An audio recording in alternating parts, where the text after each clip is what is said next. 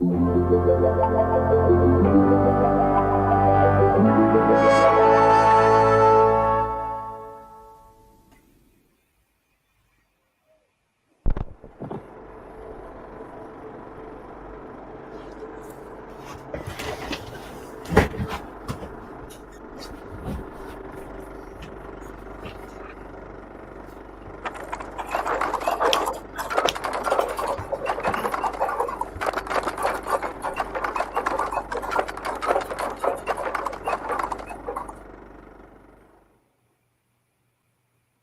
evening, everybody. Sorry we're a little bit late tonight. Guess what? Technical problems.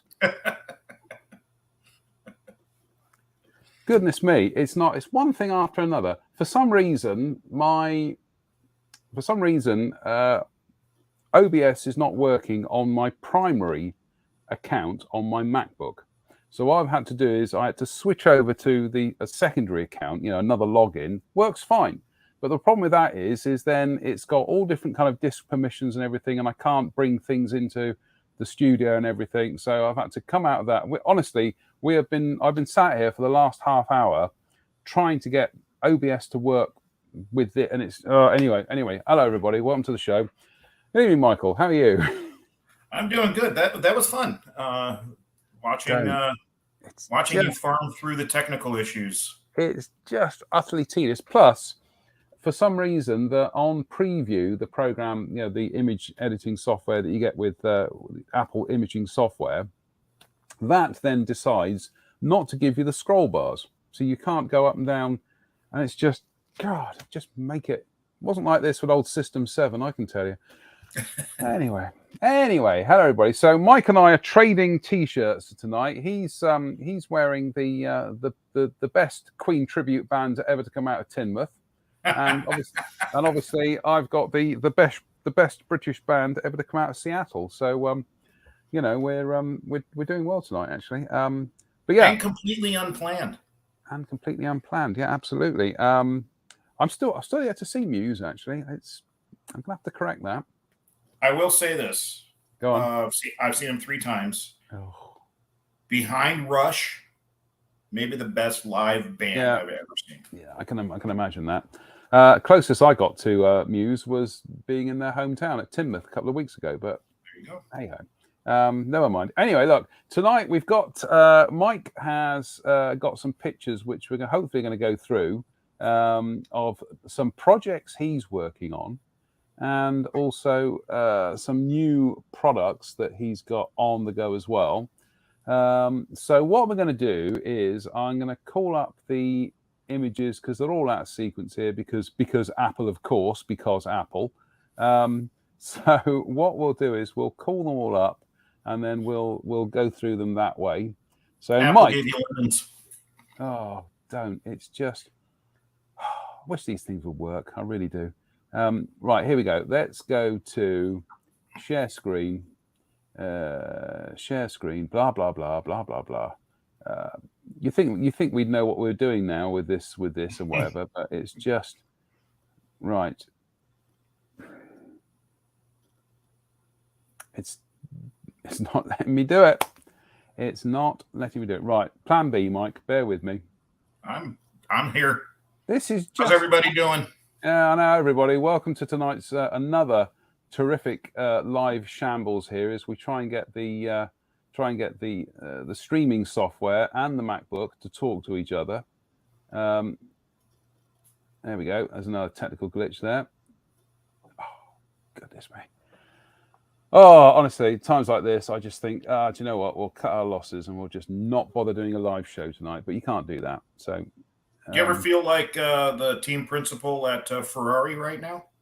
What's the well? Yes, exactly.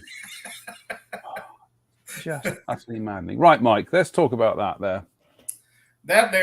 Terrible shot. Very low res print of forward section and uncured. So currently, I have intakes for the Hasegawa F15 that are basically kit parts. And 3D printed fans or cast fans off 3D prints. We're redoing the entire intake. So they'll be completely 3D printed with all new variable inlet ramps and all that good stuff. So this was literally the very first print. I pulled it off about 10 hours ago, and it's now outside curing. You can see some distortion up on the on that ramp, but that's just leftover resin that would wash off. So yeah, I'm pretty excited. It's something different.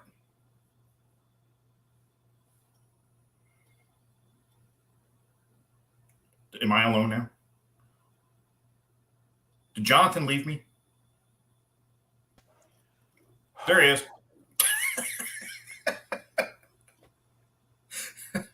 I can tell this is going to be a broadcast we're not going to be keeping tonight because it's honestly glitch central, really.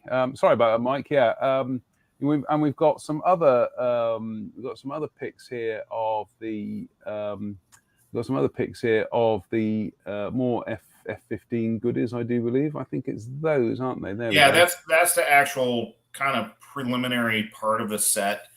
It's going to use our current fans. So we'll get the F100, PW100, and the 229 and up.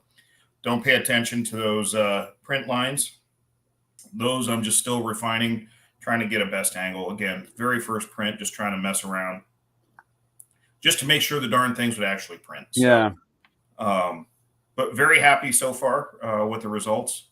And we'll keep pressing forward. That will be probably a couple, 2 or 3 months release from now. Okay. What is the procedure for getting your print angles right? You know, you say that you've got the print lines there, and then you're just kind of like refining it and trying to find the best angle to print. So what is that process you go through in order to eliminate it and get the smoothest possible print that you can?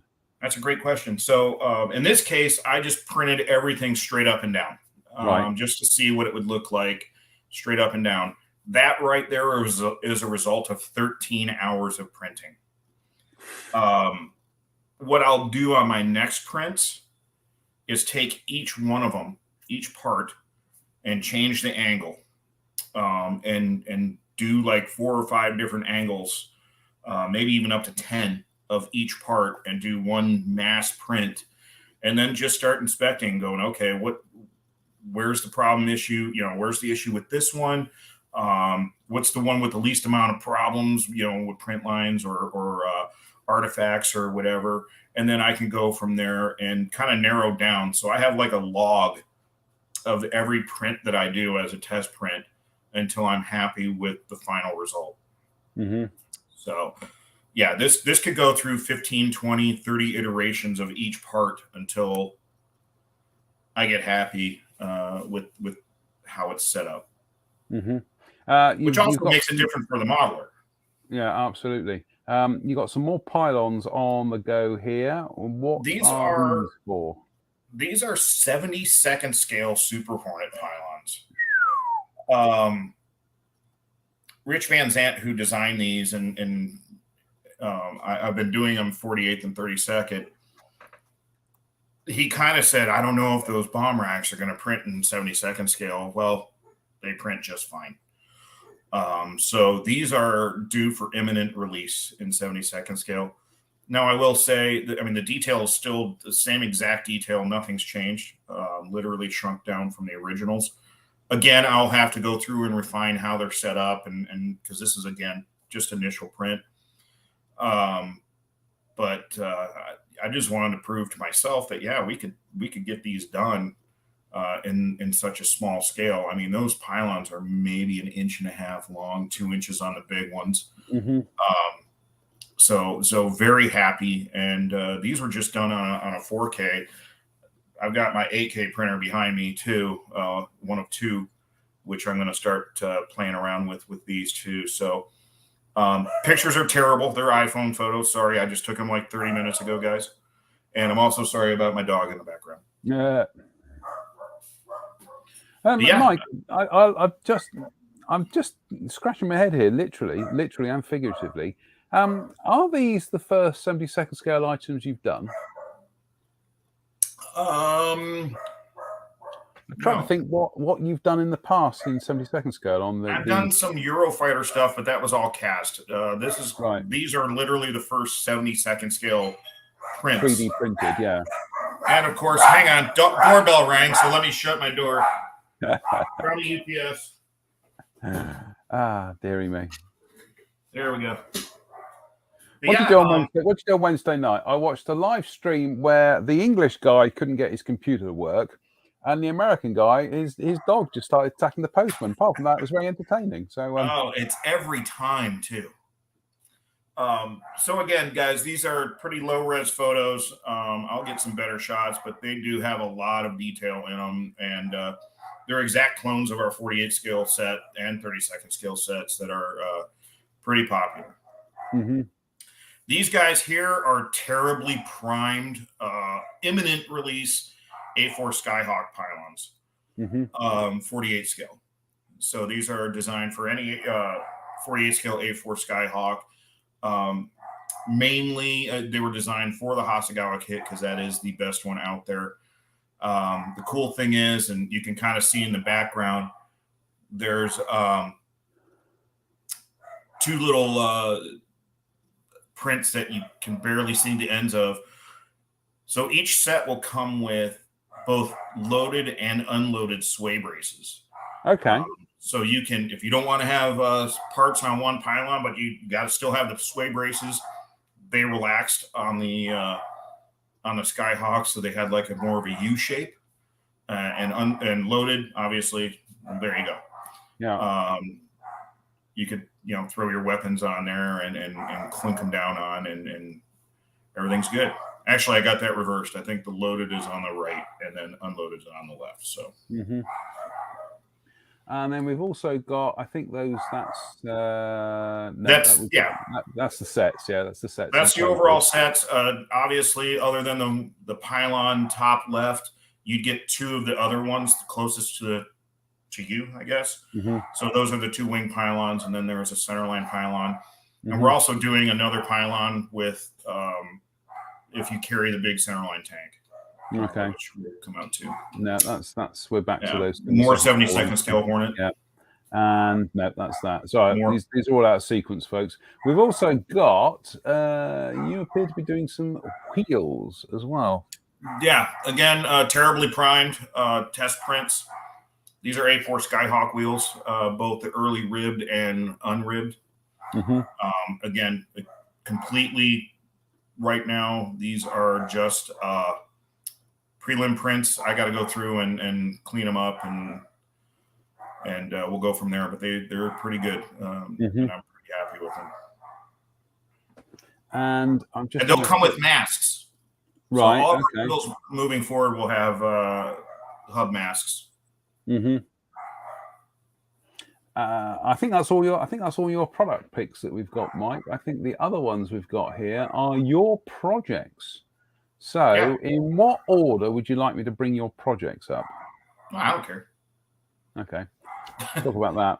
Oh, yeah. I'm building a boat. That's the USS Independence. What is it? LCS-2 from the Trumpeter kit in 350th scale. Mm-hmm. Saw one of these. Well, actually, two of them. One coming and one going within about 30 minutes of each other in San Diego back in June. Again, my apologies for the dogs. Don't worry about it. So they, I just thought they looked really cool. This is that stealth boat, which is apparently a massive failure, and they're going to retire them after just 10 years, but still looks nifty. And I mean, it's only a little over a foot long in 350th scale. So I thought, what the heck? And immediately when I got home from San Diego, I bought the Trumpeter kit, and then realized, oh, wait a minute. Now I know I don't. So there's that photo etch, and then there's two sides to that. Look at all those fun little tiny tie downs. I would say actually, Mike, the tie downs. That's probably the easiest part of the project because those rails are going to stink. I was going to say that's just chopping bits off and gluing them down. Where the fun comes is with this. Yep. Yeah, I've never got on with photo etch railings. I mean, I've actually designed photo etch stuff in the past, but I find myself becoming less and less enamored of it down the years. Yeah, I hate it. Yeah, it's weird that I know. I am more than aware that it can provide details and stuff that is impossible to do injection molded, and it's not stuff that you can do as resin or 3D printing or whatever. But I think part of this is there was that period in the early 1990s where everybody went photo etch mad, and they were just, had instances where people were doing photo etch to kind of replace what were perfectly adequate injection molded parts.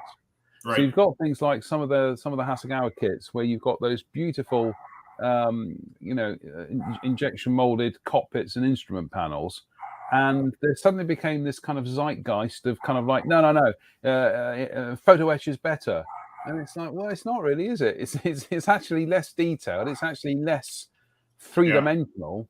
And I just found that you had a period where everybody was, it's a bit like CGI in movies. Everybody fell in love with the technology, but nobody was really looking at it and going, well, should we be doing that, really? Right. Does it not work? just that we can, but should we?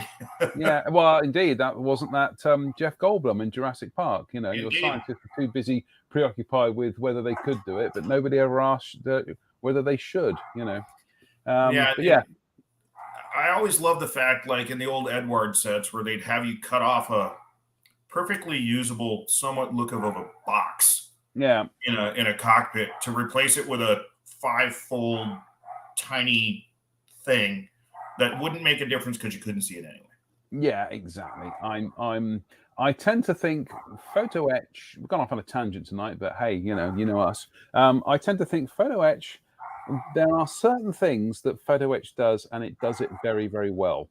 Agreed. And it's things like mesh screens, tiny little things like aerials, and kind of like tie downs and little hooks and things like that. But when you start doing kind of like, I say instrument panels, but there's even with that little mini art Tempo E400 that I'm building. In fact, I was having a chat with a chap called Mike Holloway at the weekend at the IPMS North Somerset, sorry, with the Avon Scale Model Show, and Mike was the guy who used to do reheat models, and in fact, he's still selling off some of his reheat stuff there at the show. But we were talking about bits and pieces, and he saw me talking about the mini art Tempo last year, went out and got one. He didn't finish the kit because he absolutely hated the photo etch to the point that he ended up putting his boot on the model. It just, and this is one of the things I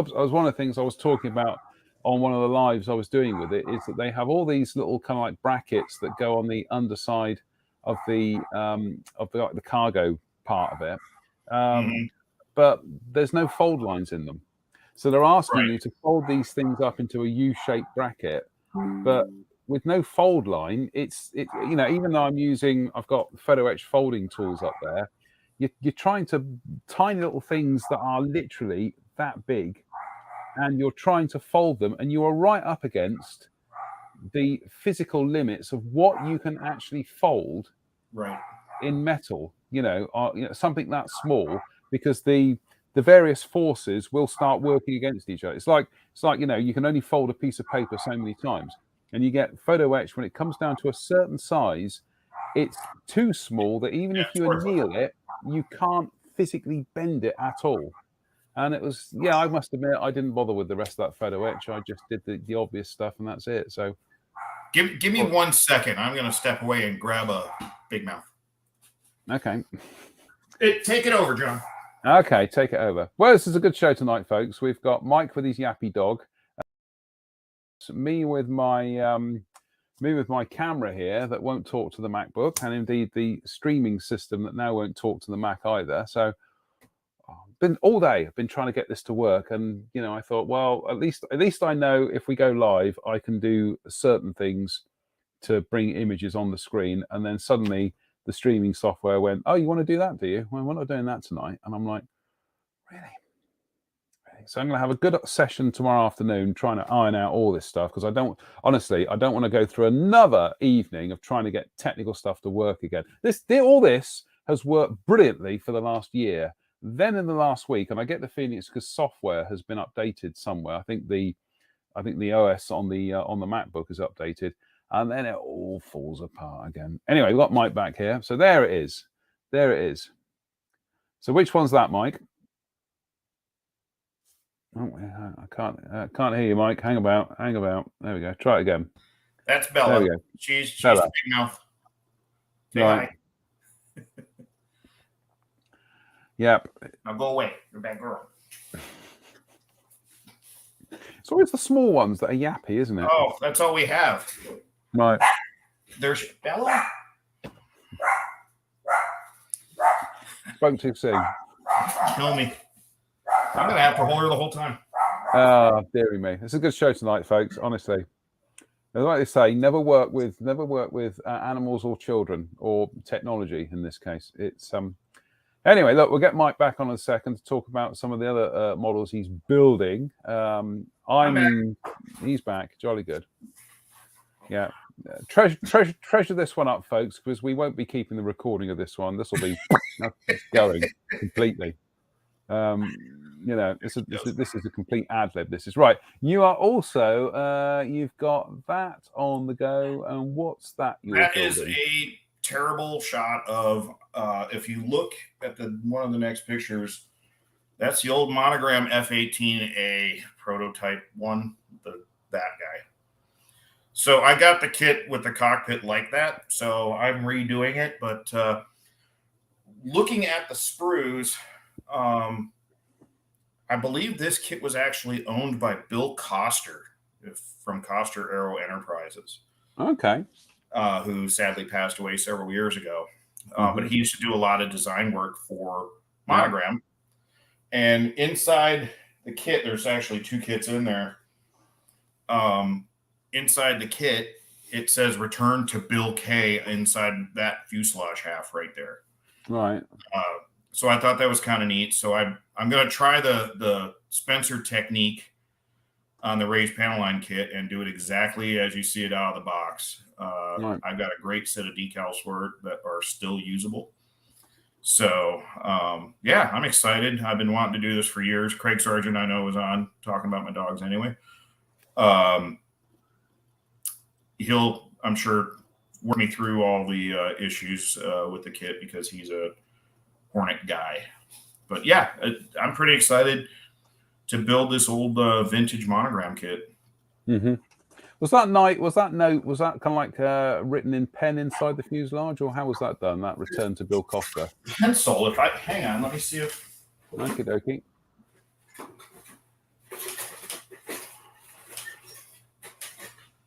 It's going to be really hard to see. Hang on, I'm terrible at this. Yeah, I can see it. Return to Bill K. Amazing. That's not unlike all the little written notes and scribbled notes that are on the inside of the original Enterprise model that's at the Smithsonian. That when they were restoring it, they kept finding all these kind of little bits of paper and written notes and everything, which little time capsules and things. But yeah, that's a beautiful scheme though. That white and gold one. That's really kind of. Probably, I'm going to stick my neck out here. I'm going to say that's probably one of the smartest schemes the F-18 ever carried. I think it is the best. Yeah. It's just simple but elegant, isn't it? And the decals, that came with it are still just... Oh, good grief. Beautiful. Yeah. Glossy. Thin. Yeah. In fact, I think Spencer wanted to set... If he needs them, I can send him one. Yeah, are they screen printed or are they in that horrible kind of like litho process? No, these are the original kit decals. Right. So, you got a little bit of carrier film, but it's really. We can deal with carrier film. Yeah, no, we can deal with carrier film. Because I noticed this is one of the things that I've noticed in Monogram kits down the years is they do tend to cheap out with the decals. and they print them via a process printing system. So what you're doing is essentially you're getting the decal colors just out of a 4-color process system. So of course everything ends up with half toning. And I mean, and then the thing is, Mike, I mean, this is going back to the most recent kit that I've got, which was the Revell Lockheed Ventura, but this was the Revell America Boxing. And beautiful kit, absolutely stunning. The plastic is absolutely amazing. You get to the decal sheet, and it's like going back 40 years because it's a litho process printed decal sheet. Right. And it's like, really? Really? We're not spending the money on that. Yeah, well, yeah, exactly. Which is a shame because you've got Edouard at the moment with whatever the thought process is they're doing with their decals. God knows. No, it's and meanwhile, I don't want to kind of up the home teams here, but meanwhile, you've got Airfix, Revell, and Italeri consistently using quality Italian printed decals. So,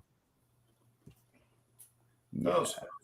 All right, is that the Hurricane? It is the Hurricane. Talking of Hurricane, you're building a Hurricane, aren't you?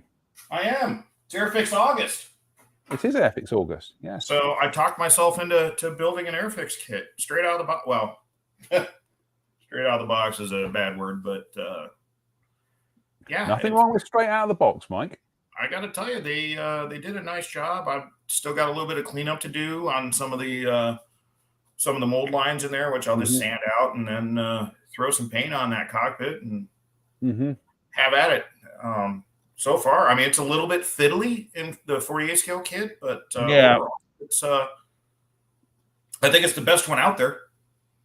I would not disagree with you on that. The Italeri kit is very odd around the nose. It goes south completely, which is a shame because it's nicely molded. But having seen some of the Italeri ones in the flesh, they lost the subtleties of what goes on with the Hurricane fuselage and the nose, and it's just ended up looking a bit lumpen. I think is a good word for it. One thing I will say, Mike, is when you test fit everything there with the fuselage and the wings before committing to cement. I heard. Yeah, nothing major, but just I think some people have kind of like got things in place when you just need a little bit of freedom to just slightly kind of adjust things, not even cutting or anything, just moving things. Right. To get them in the right position. And I think sometimes people are gluing this stuff in advance and they're gluing it slightly out of position. So do be aware of that. Dry fit again. I think that everybody I've talked to said that it's because it kicks the bottom of the front half of the wing down below the cowl. So I mean, for me, it's test fit, and then. If I have to sand or adjust, I will. I mean, it's just how modeling works. But my problem is, and self-admitted, I get so little actual bench time anymore that I tend to cut corners and rush just to get something, to feel like I'm doing something. Yeah, likewise. So I'm working on changing that. I've dedicated myself to at least 2 to 3 evenings a week where I come in from the workshop. I don't look at the printers behind me. And I just sit at my bench and I put my head down and, rushing has become a big problem for me, which was never an issue. No. Because now I feel, you turn your hobby into a business, you lose your hobby. Well, I keep telling myself I don't want to lose my hobby. No, same here. And it's one of life's ironies that when it gets around to me building models and and putting the decals on, it's actually I won't say blessed relief. It's actually quite nice to use other people's decals. Build a kit where I'm using somebody else's decals. When it comes to me using my decals, I just want to kind of like smack the guy on the back of the head because there's too many stencils, but that's me. No, it's value for money, that, folks. Trust me. No, it's that weird thing is that I've worked on kits, and I've gone through that whole kind of product thing. But when it comes to actually building something, I like to build something that I've got absolutely no kind of like financial or emotional involvement or professional involvement in whatsoever. I'm getting the exact same way, Jonathan. In fact, I mean, you've seen several of my most latest projects. Yeah. Last airplane I finished was 3 years ago. And that was the Tamiya F-14D in 48. Since then, I've built a Tamiya tank, a Tamiya car. Lots of cars. Yeah, 2 cars. A mini arc tractor. Yeah. And now I've got my sights set on a boat, ship for the purists. Yeah. And I'm struggling now because I want to do another car. Here's the problem. I'm starting to really like cars. Cars are good. So I'm deciding, do I do this guy? Yeah, that's all right. I just think it's a sexy car. Or do I do my all-time favorite driver's car, which sadly is the one he also passed in? So, I mean, I want to do, and then I've got the Ming 4GT in 24 scale, 20 scale, whatever it is. And I got a Fujimi 330P4 because of the whole Ford versus Ferrari. Do I want to do a tandem build? Do I want to do a motorcycle? I don't know. I'm really kind of getting to that point that with airplanes, because I look at the parts so much that I almost need a break. Yeah. Well, I'm currently building that, which cool. I'm having tremendous fun with, because it's, I mean, that's you can see where I've got there with the body shell and everything, and the roll bar, and I can't even find the other roll. I can't find the other roll bars because they're just not in the kit at all. But that I'm enjoying it. I mean, I love these. I love these era Ford Escorts. I think they are just absolutely gorgeous looking vehicles. They've just got such a beautifully ergonomic shape to them. My uncle, he didn't have a country place, but he did have a. He did used to own Ford Escorts, and I remember at one stage it was the Ford Escort Mexico, which was a bit like this one, a bit like the Zaxby, but it had these big flared arches over the wheels. Oh yeah, gorgeous looking vehicle. They kind of look like a BMW on steroids from that era. Yeah, in a way, kind of same kind of rectangular, high angle body shape. Yeah, good looking cars. I don't know, but here's a shocker. I mean, okay, these days, unfortunately, I am now in the I am now in that cadre of being a BMW owner. Well, just by nature, ish. But you go back to those a bit like Mercedes. You go back to those classic kind of 60s BMWs and Mercedes, and they are beautiful cars. They are absolutely stunning.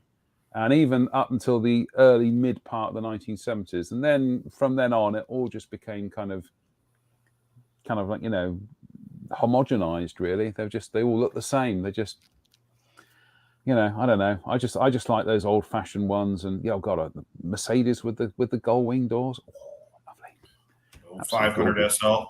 Yeah, those things. I think one went for $4 million at the Barrett Jackson auction out here when I was out there earlier this year. So crazy. Yeah, I'll perhaps won't get one. Right, we're just going to say hello to some of the comments here. So we're going to say hello to Mike and Penn Richardson, Dougal McDougall, Rob Monfee, Matt Lambert, Stephen Pryor, David Murray, Lee Suter, Mike Williams, Dave Swindle, Gordon Sorensen, Jan Volek, sorry, got the wrong glasses on here. Andy King, Matt Lambert, Jared Watkinson, Gary Victory. Who let the gremlins out? Very good. Stan Codlin, Brian Willerton, Ian Goldstraw, Christian Gerard, Simon Parkinson, Darren McQuillam, Phil Prisk, Jeff Baker, Travis Thompson. He says to you, glad to have your stuff available in New Zealand. Grab the late A Tomcat parts for Jason for a Desert Storm build. So there you go, Mike. Your reach is going as far as New Zealand now. Yeah, we have 2 stores actually down there that are carrying our stuff. Craig Sargent's part of or working with one of them. So yeah, lots of stuff going down to the down under area. Yeah. John Binford has got a question for you. He says, different pylon for a fuel tank? I think referring to... John, I'll talk to you offline. I want to bounce something off you. Okay. We're going to scroll down here. There's Craig. He says, yappy dogs are yappy. Guido Hop says, in small scales, 144 all the way down to 700th, PE is indispensable. If you choose to show things like radars or railings, printing may replace it in time, but for now, there's no option. No, I agree with you. I mean, there are plenty of things where photo etch, it's de rigueur. You can't, it is perfect for the thing in hand, but there are also occasions. I mean, I'm thinking of this Mini Art Tempo. I mean, there's no reason why these little brackets just couldn't have been injection molded, really. They're just, or have a fold line in them. They're just, right. I don't know. Sometimes some of this stuff is just it's a little bit too finicky. Plastic Monkey says, "Hi guys, just found your show. It's a good one to start off with, Plastic Monkey. The one where everything went wrong and Mike's dog decided to. And my dogs wouldn't shut up. Yeah, well, these things happen. Mike, let's get that one up there. Mike the Maltipoo, Max the Maltipoo. Okay. Agree with PE. Even with ships, some companies go overboard. You really only need railings and gun shields. Yeah, good point there. And Dan Wood says, apart from seatbelts, PE isn't something I can be bothered with. Doesn't seem to add too much to a build overall. I mainly do aircraft, though. I can sympathise with that, Dan. I think I still occasionally dip into my my stash here of photo etched belt buckles, and I will thread seat belts and do things like that, and that does look good. And there are things like handles and mirrors and all those kinds of things. But like I say, sometimes you look at some of the photo etch stuff and you just think, well, it's not really an improvement on the plastic, is it? Really? In fact, it's not even an improvement. It's actually less three-dimensional than the plastic. So I found that even using photo etch as little as I do, you could go, and I just keep using Edward because that's front of the lobe, right? It's front of the brain. Edward did, the massive PE sets, and they would give you everything for, cut out this vent and then sand the kit down to paper thin and put this photo etch vent in. But then I found their zoom sets that they did were far more practical. They were things that were actually useful for me, instrument panels with the acetate and things like that. I know we've got the Quinta stuff and even Edward doing those full 3D printed color instrument panels and stuff because I hate painting them, self-admitted. So for me, that stuff was far more useful than a photo etch Sparrow rail that you just glue onto the kit part on a Hasegawa F-15, and it just had a couple little rivet details. To me, that's just not even worth it. No. It's not worth $25 or $30, and I'm in the aftermarket business. So I can remember going back 30 years now. That's a worry, isn't it? 30 years. And it's a span of time that's actually longer than the age I am now, which is the age that I was at the time. Which anyway, you suddenly get your head kind of like just suddenly gets into like temporal mechanics there to do with time. But it was a company did a series of kind of like kits with this is when mainstream manufacturers jumped on the photo etched high tech bandwagon. Monogram even did it. Sorry.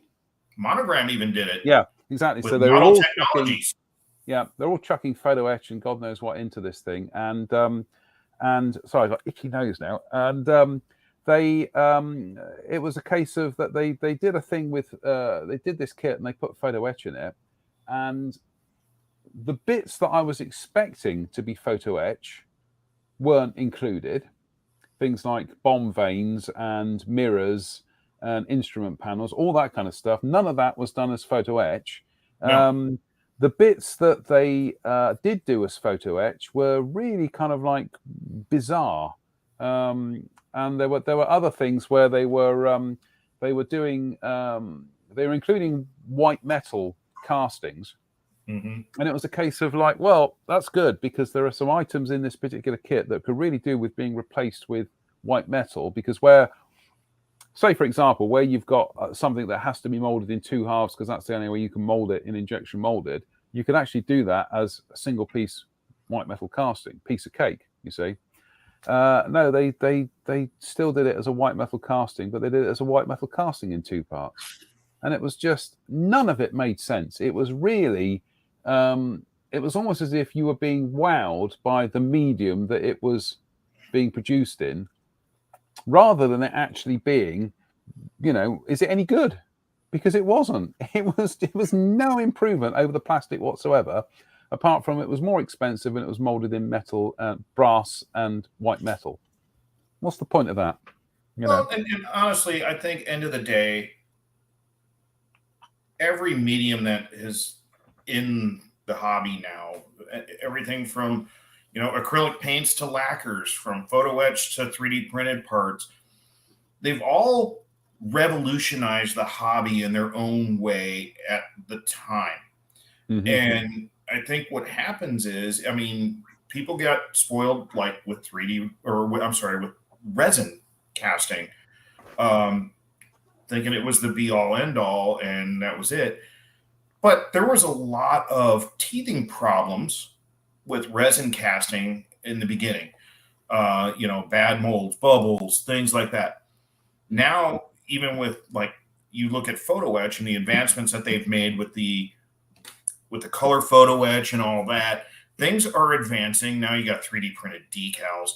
And then you even look at 3D printed parts. People complain about print lines. Well, print lines are going to be there because the technology isn't to the point where most smaller companies can afford two $50,000, $60,000, $70,000 3D printers to make their business viable.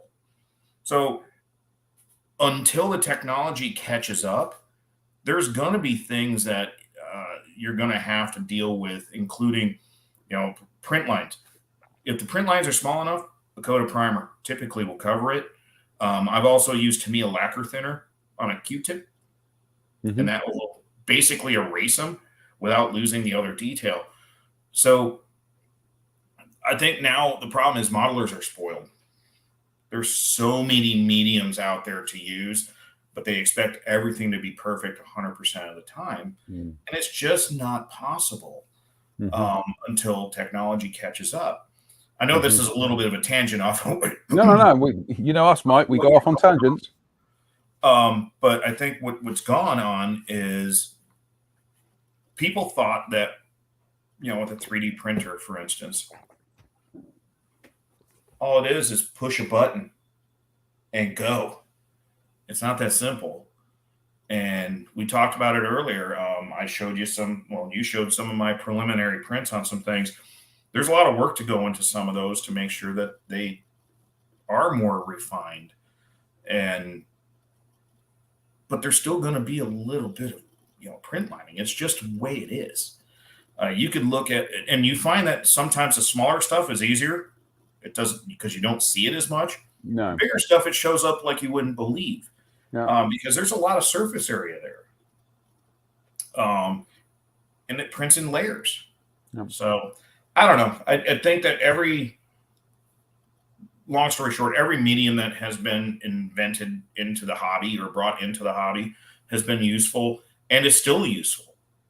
But it takes time. I mean, you look at the early Kinta, whatever you call it, their cockpit decals, of which I think I sent you a photo of a FW190 cockpit. Yeah, you did. I think that was their third set. It's horrible. But in a closed, tiny FW190 cockpit, it's going to be fine. Yeah, as I say, we're looking at that in isolation. We're also that's probably blown up to about 5. What? Oh yeah, that 7, 8 times the size. super zoomed in. Yeah. So I think we can be a little bit. It's funny how that I've noticed this, that when I've done figure painting, I'm not a figure painter, but I'll look at it and I'll think, well, actually, that doesn't look too bad actually at normal viewing. Then I take then you macro in. yeah, and it looks horrific. But now we've got some questions here from the viewers who are very patient tonight, putting up with breaking technology and yappy dogs and other things.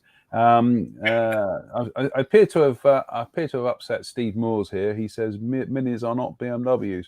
Yeah, well, the thing is, Steve, mine does have a thing inside the bonnet that does say this is a Binny, not a Rover. This is a Binny, and it does say BMW, AG, whatever it is. So it's just the motor, though, right? Motor and drivetrain. Yeah, but there's nothing in my Mini that I could transplant onto my old green one. Let's put it that way. So, but you know what, Jonathan? The good thing about it being a Mini is you don't drive like a BMW owner. No, well, this is. You know what? I'm just going to say this is that when I got my red Mini, trust me, I'm driving a Mini. I'm driving my BMW Mini, but I'm still kind of like pointing out the deficiencies of BMW drivers, essentially. No, the thing is when I got that, this is because it was going to cost too much to get my old green Rover Mini kind of restored or whatever. So I got this one, and within 5 minutes of driving around this trading estate in Chepstow, I was like, but this is just like driving a Mini. I know it sounds, of course, it's a Mini. Well, it's a completely different car. Everything about that car is completely different. Everything from the way that the driving, the way that the steering is transmitted to the wheels, the engine, the weight distribution, everything about it is completely different. Mm-hmm. But within 5 minutes, and I've driven other cars, and they can take hours to get adjusted to. This one, I suddenly thought, but this is just like driving my green Mini. It's the same experience. It's the same. Anyway, so they're not. They are BMWs. They're not BMWs. Anyway. Look, we've gone down a rabbit hole there, Mike. I think I need to dig myself out of this. Christian Gerard, he says, is there a parcel of phase hanger parts on the way to the 48ers in Cyprus? It is indeed, Christian. It should be there within a day or two. I sent it. I think I sent it 2 days ago, and I sent it very quickly. So hopefully he has that. I mean, he already paid me, so I'm happy with that. Yeah. That's good point here from Craig Sargent. There's something about photo etch and whatever. Head-up display frames and mirrors. Absolutely. I've still got. I've still got some Tim Perry PP stuff of that from the 80s, from 40 years ago. I've still got some bits and pieces of that there. I've got little boxes here that are full of photo etch stuff. So yeah, no, I'm not against photo etch. I like it. I like it when it's used in just the right amount for just the right thing. It's just sometimes for example, I've got over on the shelf there, I've got a Tamiya Schwimmwagen that I've been building for about the last 4 or 5 years. And somebody said to me, oh, well, if you're going to build it, get the Edward set for the screens and the mesh screens and everything. So I did. And then I started, I thought to myself, well, it's very expensive just to buy this set and not use everything else. So I started trying to use everything else, and it just drove me nuts. It really did. I haven't got the aptitude to have all these little tiny folded things that you have to do. And, I lose interest very quickly. I just want to get on with slap some paint on it. So it's over there on the shelf. It's looking at me at the moment, glowering at me. But we are going to finish that one off for the simple reason that it was a photograph I've got of one which was used by the British Army in 1945 with British markings and everything. In fact, the photograph has 2 guys supposedly repainting it, but seeing as the thing's covered in mud, no, I don't think so really. But it has been painted at some stage. But that's what I'm going to build that one is. Anyway, James Tayton here, he's got a question. He says, I build armor and photo etch, which is useful for a light on that type of subject, such as the fender storage boxes. Sure. glass screens, all that kind of, and other things. But I do agree sometimes the photo etch is not any better than the plastic part because of dimensional issues. Yeah, no, trust me, there are plenty of situations where photo etch is clearly superior. I'm watching people like Uncle Nightshift using Arbor photo etch stuff on his models and things, and it looks fantastic. But like I say, there are situations sometimes where people do things with photo etch, and you're just like, well, is it the best medium for that, really? Don't know. Well, I would look at, when you look at the Night Shift, that's his job. He does it all day. And just kind of like Spencer.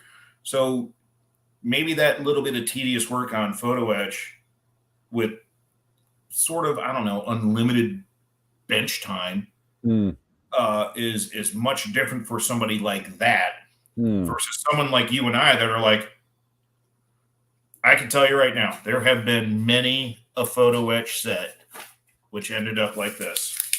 Wah, wah. Yep. Straight into the garbage. Well, I do agree with James, who says with Armor, photo etch allows for authentic looking battle damage like bent fenders or dented stage boxes. Yeah, absolutely. Yeah. I know when I was building my my Dora wings, it was their Percival Prentice. That again, that was going well right up until I started using the photo etch on that, and it was just like, I stopped. I thought we're not going to bother with it. It's not adding to my enjoyment of the model, and actually, I don't think it's even adding to the model. So, gone. Move on from that one. John Conley says, "Hi guys, thanks for another show, Jam. Do you know if Airfix will be switching over to the dark grey plastic for their kits? This is better for details. The soft plastic is also soft on details." John, no idea. Essentially, I'd like them to, but no idea. Can't answer that. You'd have to go and ask Airfix on that one, unfortunately. I'd like them to. Let's put it that way. And what's the other one? Colin Strachan says, I remember the Hella 48 scale Rafale prototype high-tech kit had metal parts that were exact copies of the plastic parts. A missed opportunity to add detail and not just include as a gimmick. I have a couple of those, Colin. Yeah. Spot on. I've got a couple of those Hella high-tech kits. Yep. And it's exactly like that. It's just how is it high-tech? Well, we've done the plastic parts and we've done them in metal. Is there more detail? No. And it's like, what's the point? Without saying names, there's a company here in the States that thrives off of making the metal landing gear that has a very bad reputation. Yeah, we'll move on from that before we suddenly get a lawsuit. Carlos Ruiz says, I'm buying some aftermarket in digital form for 3D print. I think this would be more popular for practicality. That is an interesting thing, is the number of people who are now offering aftermarket parts for people to 3D print themselves, which is an interesting development in recent times. Okay, this is Dan what he says. Not 100% sure that's true. The guy who designed the new Buccaneer, that would be Paramjit, showed a couple of frames on a different show. One is in hard plastic, that was in soft, and there was visually no difference. As far as I can tell, it's the detailing on the mold that affects the details, not the plastic. I slightly disagree with you there, Dan, because I've had instances of test shots and production shots, and if it's a slightly softer plastic, it can just kind of like go a bit mushy on the details. The plastic, it's microscopic. It doesn't quite hold the detail as well than the harder plastic, in my opinion. But opinions will vary. I just prefer the the harder plastic. Steve Moore's back on BMW. Back on BMW gate. He says, if the indicators work, how can it be in BMW? Exactly. There you go. And again, Dan says, I never use 3D printed parts, but I think there are some in the Edward Harris story boxing. Do I treat it as a resin part or plastic? It looks like a resin part made of plastic, so I'm not sure. Treat it as resin. You won't be able to use liquid cement on it. Let's put it that way. Right. And Dan, I would also say if it is a 3D printed part, it's going to be more brittle. It's just a fact of 3D printed parts. It's a little bit more brittle than a resin cast part. I mean, if you get something like this, yeah, you can break off the runners. I literally, no more casting block. That just happened. But I could also do this. And I broke that pylon in half just with no force. So 3D resin printed parts do require a little bit more care than a standard cast resin part. The resins are getting stronger. In fact, I use the strongest one you can buy at the time or right now, but they still can be brittle. So just take care when you're sanding. Don't get really hard on the sanding. The other good thing about 3D parts, like I just showed you, that casting block or what we call the supports, you can pop right off with your fingers, and you have very little cleanup afterwards. So, I think in terms of adhesives, though, I think what Dan's alluding to is, CA or two-part epoxy. You can't use, they're not, to me, extra thin is not going to dissolve 3D printed resin because because it is essentially it's a resin. When it comes down to it. Hobby Time says here's one for you, Mike. He says I have the Airfix 148 scale B57G and the cockpit and nose area is all wrong and too small and the wrong shape. Any chance of doing a correction set? As he can't get hold of the demolds resin kit anywhere. Is there a big enough market for a B57 correction set, Mike? I get the feeling. And here's the problem with that, Hobby Time is that kit's probably 20 years old now. In that area, 16 years old, 16 to 20 years. Probably not. The fact is, it would take someone probably 150 hours of drawing it. And then doing test prints and making sure it fits to actually make it worthwhile printing. And then when you print it, then how much do you sell it for? Because all of that time that it took to design in CAD and then translate it into a 3D print, you'd have to sell it for a lot of money because you're not going to sell very many. So for me, probably not viable. But if you told me, hey, the B57G wheels had a different bolt pattern than the Airfix B2 wheels, that's something that could be probably easily drawn. And that could be a marketable thing. But that, unless someone's really doing it as a labor of love, I wouldn't see it happening. Yeah. The thing is, Mike, I'm not sure why you can't get a hold of Demold. He's still around, isn't he? Dimitri, wasn't that his name? The thing is, Mike, given that we currently are now on a hot streak of mentioning things that suddenly become reality, you see, not saying we've got magic powers or anything, but it is magic powers. It really is. Is that over the weekend, our long Spencer and Drew's long running discussion about it's time for a new kit of a Sergeant York, and there it showed up, and then by the way, hi Spencer. We'll come to Spencer in a minute. Then Tacom, not only doing that, they're doing the whole family of vehicles.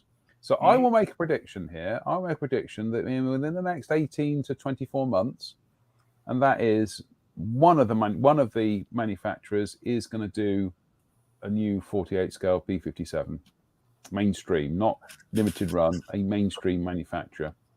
I predict I can feel it in my water, so it's going to be from China. Well, I don't know where it's going to come from, but I just get the feeling that it's going to happen. It's going to happen. I would love it. Yeah. I'd also love the new F-105 family. Yeah. Spencer Pollard says, I bought the Edward set for the 148 scale Tiger. Other than the larger items, the rest was miles too big, and I ended up not using it. Half the set went in the bin. Funny enough, somebody else, I think it was James Tayton, who said, Edward are absolutely the worst.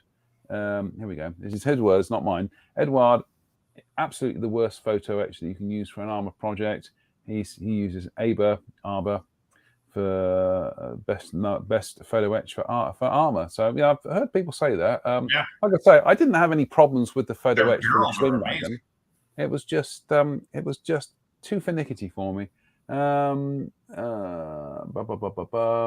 Mike Williams says, remember the Airfix high-tech kits, Tornado F-15 Spitfire and weapon sets. Yeah, they also did the MiG-29 and they did another one as well. But I've still got, and the Stuka, 48 scale Stuka. Can't answer that one. Christian's asking about more Buccaneer variants. Can't answer that one, Christian, because I just can't answer that one. Because I can't. It's we can all guess, but we can't say. Let's put it that way. Here we go. Mike McCabe at Starling Models has done a 3D printed detail set for the Airfix Devonshire, which has massively improves the kit, but it does need the Atlantic Models P set to complete it. Indeed. I'm just going through. See, Jared likes photo etch. He says, I think like priming and all the mediums homogenizing. Yeah, I can. I must say, actually, I don't know if I've got the picture up here. I saw at the Avon show on Sunday, Jared built the Airfix. In fact, I'm going to ping it across onto my thing now. He built the Airfix Mitsubishi Dina kit from the 1960s, of all things. And it is absolutely stunning. So I'm just trying to get back to my account here. He kind of sanded the canopy down, sanded the canopy frames right back because the canopy on that is a bit clunky. And he did all that, and then there I am. Then he just kind of like masked it and painted it, and I've just called the picture up. It was absolutely stunning. I mean, it was already a quite a beautifully impressive model anyway. There we go. I'm just going to call this up. It really was. I mean, I had to say to him, what is that? Is that is that like a Fujimi kit or a Hasegawa kit? And he said, no, that's that is the old Airfix kit. So it just goes to show that sometimes these kits, they're just because they're old, it doesn't mean they're worthless. And here we go. I'm just going to call up Jared's beautiful. Well, when it'll load up here a second. Save image. Goodness me. See, more gremlins, folks. More gremlins. And not even gremlins. This is more like Gremlins 2, the next batch, the not very good sequel. There we go. Here we go. So this is Jared's Airfix Mitsubishi Dina, which I got to say, when you see this, the clear parts on this, what he did, sanded all the frames off, just polished them all up, everything. It is absolutely stunning. And there we go. Here it is. Yeah, there we go. Wow, Jared. Honestly, that honestly looks like it was like a vac form canopy. It is really... That's amazing.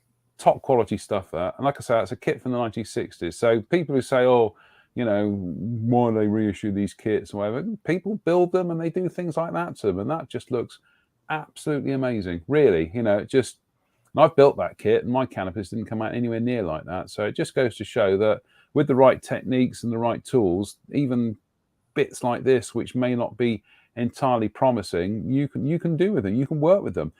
That's isn't it? After all, what modeling is all about, really. So, we're just going to go. Yeah, we're just going to go through to one of my favorite things. This might come back from like the back in the hyperscale days, right? I used to be a regular there.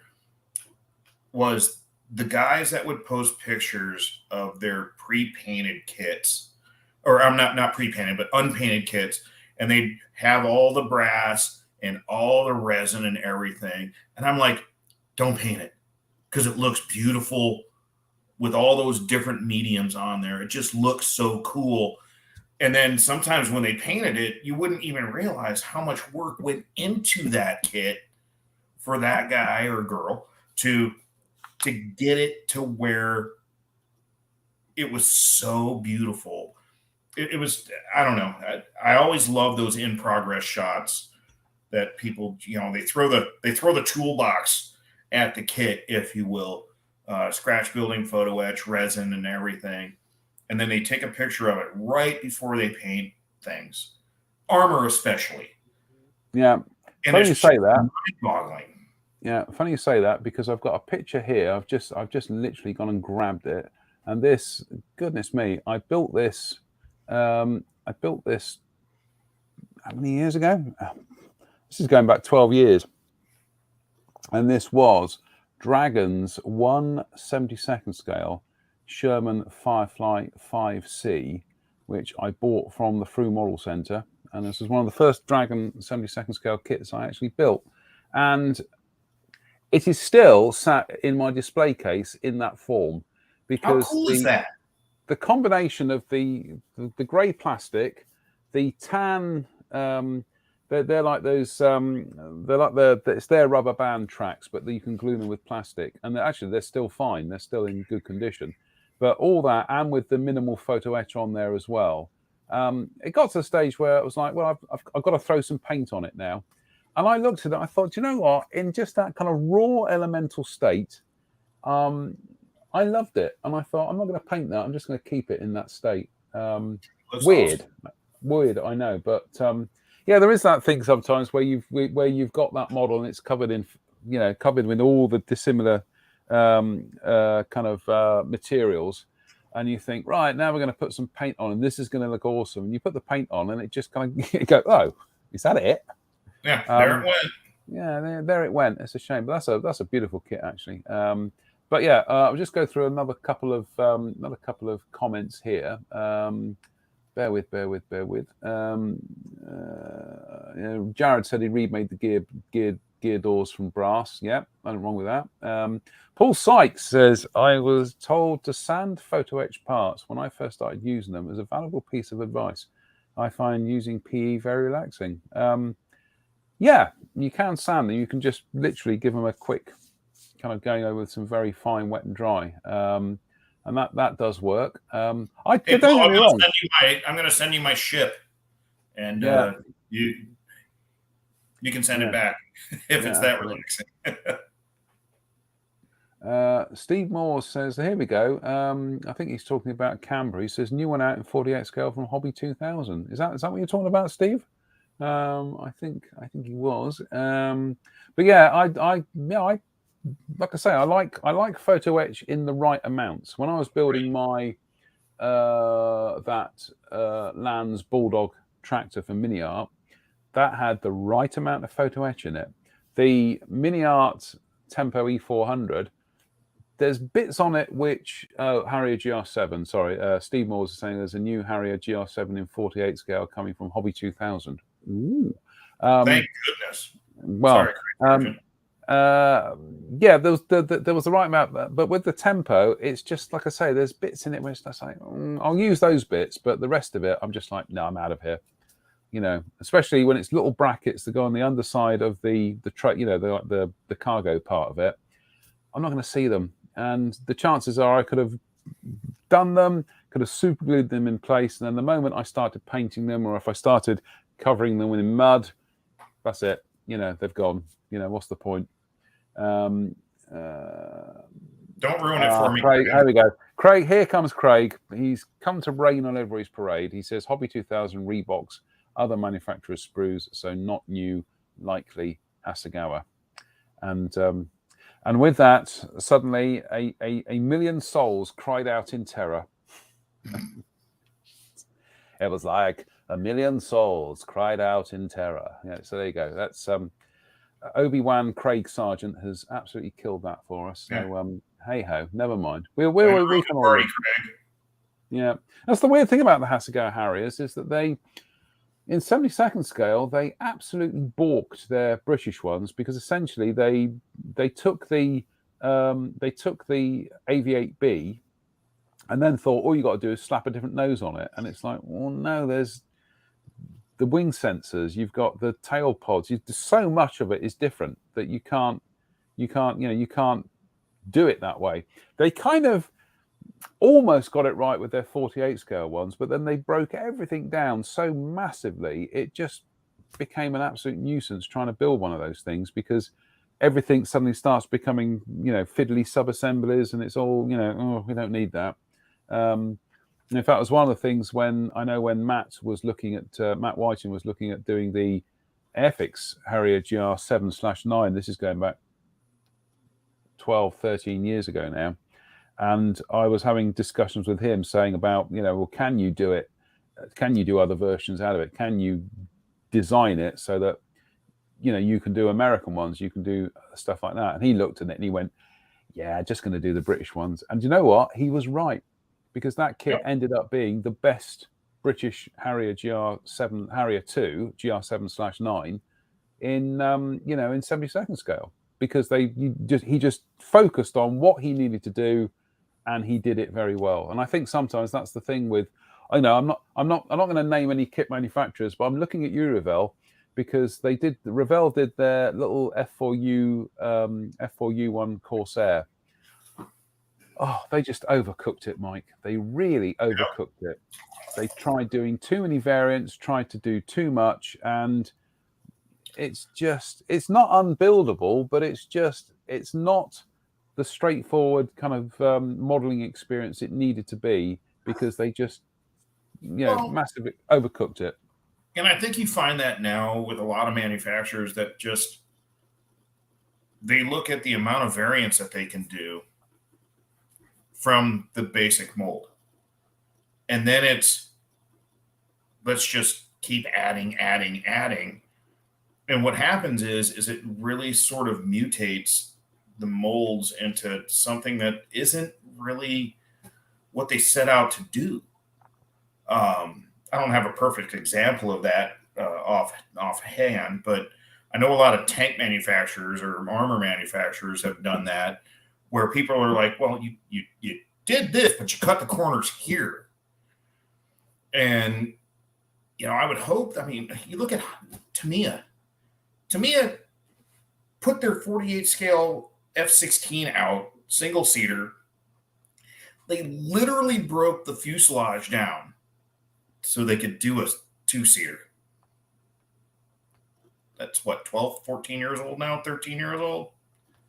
They're never going to do it. Which baffles me, because a lot of people, especially a lot of Air Forces, use those two-seaters, and some people want something other than a single-seater. To me, sometimes they baffle me by the way they think. Now you look at Kinetic going back and doing the early F-16s. Hopefully they will bring out some two-seaters, early ones as well. And I also predict Kinetic's going to do a second-gen Harrier. Oh, Mike, to replace the Husky. Hold that thought, Mike. Breaking news. Tamiya have just announced they're still not going to do a two-seat F-16. Sorry. Thank you. Yeah. I'm sure they'll get around to it one day. The thing is, they've done that with the tank range. For example, they did the Valentine, very nice kit, beautiful kit. They then did the Archer, Rampage. No, they did the Archer. Chemo-induced Rampage. Yeah, that's it. They did the Archer, but where's the Bishop? Didn't do a Bishop, and that's that would be beautiful. Everything's in that kit to do a Bishop. No Bishop. They've done it with other other bits and pieces as well. They've done it with other kits where you've gone down a certain route with it, but then they just stop. And that's the thing about Tamiya is you can never look at their kits and their design breakdowns and everything, and you can go, oh well, it's obvious what the next kit is going to be, because sometimes it is, but other times they just go, nope, not doing that. Nope. Nope.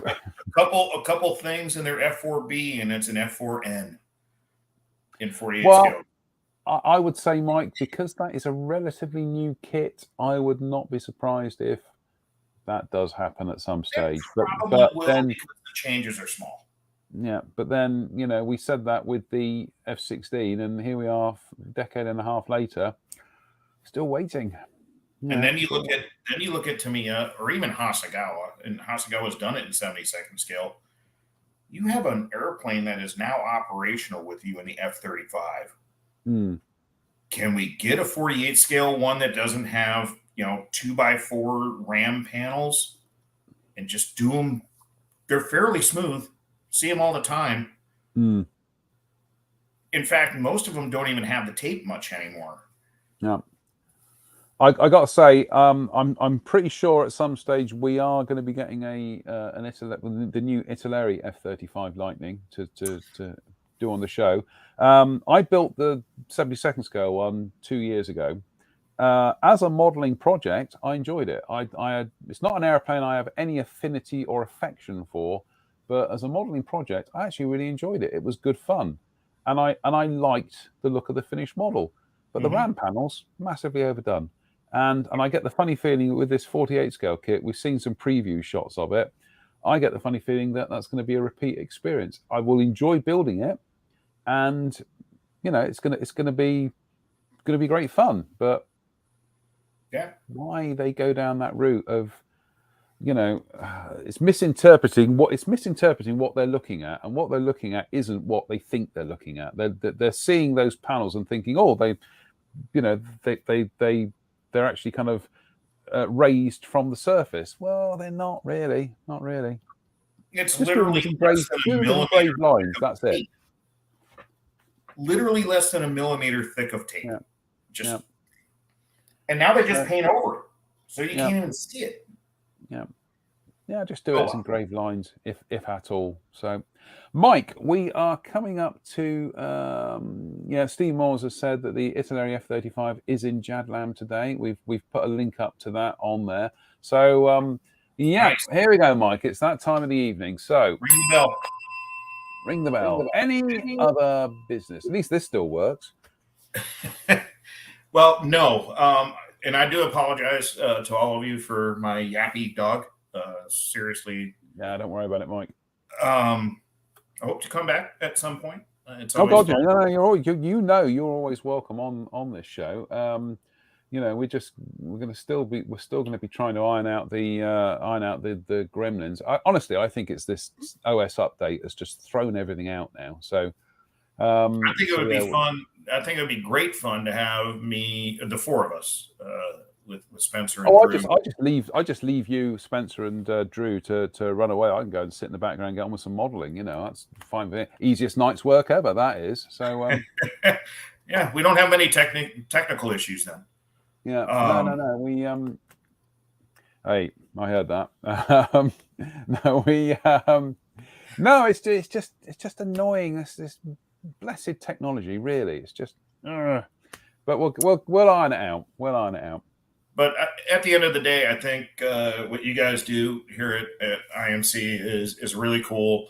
You got a great core audience of people, and more people are joining in. Yeah, and certainly, for those of you that join in when I'm on, I'm sure it's probably less people than when Spencer and Drew are on. That's okay, but it's a lot of fun for me to just get to banter with you. And I'd love to do a show where it's not about that back there. Yeah. And just talk about, models. Can I do a quick plug? Of course you can do a quick plug. Not for me. No. So have you guys heard of PK Productions? Nope. So Pascal Clausen owns a company called PK Productions, and he's doing this decal sheet. Ooh. And it is, as an old Eagle guy, especially you, Safey, there's a lot of Bitburg on there. All cardograph. Lovely. You could do the sheet with the stencils or without. I did it with. You could build virtually every really cool Bitburg or Spangdahlem F-15 ever in service. So shout out to Pascal for no reason other than the fact that he's getting started doing this. And, he picked a subject that's near and dear to my heart. So go look up PK Productions. I don't have it. It's not on his front page here, his website. but Google PK Productions Eagle decals or something, and go support this guy because that's the best F15 sheet I've ever seen. He's on Facebook. Here we go. We'll just quickly. You're gonna throw the link up. He doesn't appear to have a website. He's just on Facebook at the moment. That's all I can find. Okay. Oh, there we go. There you go. No, he has a website because I ordered. Yeah, here we go. Just found it. The website address is, let's just grabs it so we can stick it at the bottom of the screen there. The website address is PK Productions. There we go. It's pkproductions.de. So that's a nice, easy one to remember. pkproductions.de. And if we just quickly do a quick share screen, if the streaming service will allow me to do it. Oh, there we go. It's a Christmas miracle. There we go. PK Productions. We got that up on screen there. There we go. So there we go. He's got 480001 early Eagle stencils, 48002 Eagle Country Bitburg Spangdahlem. Yeah. I got to read Welsh ghost stories tonight, Mike. That's going to honestly, it's going to be a murder. That is, and he's got the ultimate Eagle bundle, which is both. It's the stencils and the sheet as well. But these what I just showed you. Yeah, I got to say these do look absolutely spectacular, and these obviously, I can say from my perspective, this is obviously done by somebody who does his research properly. Yep, and he reached out to me, and by the way, I paid for my sheet. But every photo of every jet on here that I looked at is absolutely 100% correct. Mm-hmm. So you can close your eyes and order and know that everything you're getting is absolute spot perfect. Well, I was going to say that makes sense, but then that literally does make sense. That is absolutely. I tell you what, I can tell you, having drawn one of those. The data plate. The data plate. I've done it for the F4. Yeah, that's fun, especially in 72nd scale. Did anybody notice? Did anybody actually say, do you know what? The best bit about that kit was the data plate inside the nose gear. That was an awesome touch. Not a sausage, not a Robbie sausage. No. Anyway, I've got to say, Mike, I like that Bitburg one with the dark grey ray dome. I think those look absolutely gorgeous. Everything in Bitburg is beautiful. Yeah. Another one there with the dark grey ray dome. I think I don't know. I think it's because we're so used to seeing the F15 with just with a standard ray dome in camouflage colours. When you see them in dark grey, I just think they look. I don't know. They look mysterious. Yeah. They look gorgeous. Yeah, that looks like an absolutely fabulous deco sheet. It's got me interested. I'm sure Spencer is on his keyboard right now ordering a set. Yes, I can hear him pinging away in the background. Probably he's going to get set. Or he's telling you to don't ever have Mike on here again. Yeah, well, exactly. Well, we've been accused of that this week, of people saying I only watched your show and then ended up spending too much money at a model shop, and it's like, us? Really? Us? We're not influencers. What's wrong We're not with influencers. Under the influence, perhaps, but certainly not influencers. So, no. Christian says, he says, PK is my best friend, and I do research for him. Well done, Christian. And he says Pascal lives between Bitburg and Spangdahlem. Spangdahlem. There you go. They're 14 kilometers away from each other, so they're very close. Yeah. So. And there we go. Pascal's here, and he says thanks for sharing. No, that looks like a first-class sheet, Pascal. So, I'm sure we'll be talking about that. I'm sure between me or Spencer or Drew, we'll be getting hold of a copy of one of them and effusing about it on a future show. Because, like I say, those Bitburg ones with the dark grey ray dome, even I'm fairly kind of F15 neutral. I can take them or leave them. But when I see the ones with the dark grey Rodome, I'm like, ooh, very nice. That one hurt. Straight in my heart. That one hurt. You're neutral on the F-15? Just... No, Mike. Let's be honest. If you think I'm neutral on the F-15, you wait until you see what I think of the F-16. There's nothing wrong with that. I'm an Eagle guy. Well, Drew and I shared this. There was a similar kind of experience. We'll end the show in a minute, folks. Don't worry. We shared a similar experience back at the Yeovilton Air Day in 1988. So, boys and girls, that was 34 years ago. And they had an F-15 there, and Drew and I didn't even know each other. In fact, 1988, we'd actually crossed paths at a Rush concert, even though we hadn't actually, not literally, but we were at the same concert, which is quite funny. And Drew ended up on the live video and everything. But anyway, we're at Yeovilton, and they had an F-15 there, and it was doing like a display and whatever, and it did this. The best way of describing it is, it did a handbrake turn in the sky. It did this turn on its side where it came round, and it literally he flipped the back end out, so that it was like drifting into a turn with the back end kind of coming round with it. It wasn't following a line. It literally was doing a drift like that. And I remember seeing that and thinking, that is remarkable. It's just... That is an incredibly agile aeroplane, and of course the F-15 shares a unique record with the Sea Harrier in that they've had a perfect air-to-kill ratio. Yep. There is a rumor that one's 140 to nothing. Yeah, that's true, but. But Fine Scale Modeler once said that the F-15 was the only fighter aircraft with a perfect air-to-air kill ratio, and it was like, Sea Harrier, as well. I think actually, am I right in thinking that one of the Gulf states, one of their Eurofighters, shot down something? I'm sure it did. Could have. So it could be there is now a little club of three. So, yeah, Craig's saying 104-0. Yeah, fine. All right, okay. I misspoke. I'd said 140. Dyslexia. Yeah, 104-0.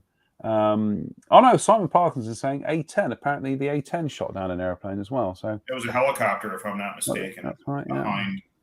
Still an air-to-air kill. They all count, Mike. They all count. They do. So, on that note... Case, didn't the... Oh, crap. I just lost it. The Tomcat only fired 2 missiles in Hangar, if I'm not mistaken, and Libyan. Yep. They've never been shot down, but they shot down a Libyan, Su-22 or something. Yeah. So all these Eagle drivers thinking, look at us, we've got the perfect air-to-air kill ratio, and it's just like, well, actually, lads, come on. But come on, 104 versus 2. Well, there's more F-15s, Mike. Come on, there's more. Goodness me! And most of those Sea Harriers were down in the South Atlantic. There was about half a dozen of them. I think if you aggregate the ratio out, the Sea Harriers probably have accounted for more per aircraft. Versus combat time. Yeah, I got you. Anyway, no, it's been lovely having you on tonight, Mike. Always enjoy it. You of course, you're always welcome to come back anytime you want to come on. Just come along and prod us, and we'll have you on. So, like I say, it makes my life easier because I can sit in the background and do some modelling and just let you, Spencer, and Drew yak away. So, anyway, we're out of time, unfortunately. But we will be back on Sunday, technology willing. So in the meantime, as always, I'd like to thank everybody who's watched tonight. We're very grateful very grateful for coming along and making the show what it is. Probably better than it is actually, because it was just left to us, it would just fall apart. In the meantime, big thank you to Mike for joining us tonight, and also Mike's dog. We'll see you on Sunday. So until then, stay safe, stay out of trouble, and we'll see you then. Bye for now. Cheers all. Thank you.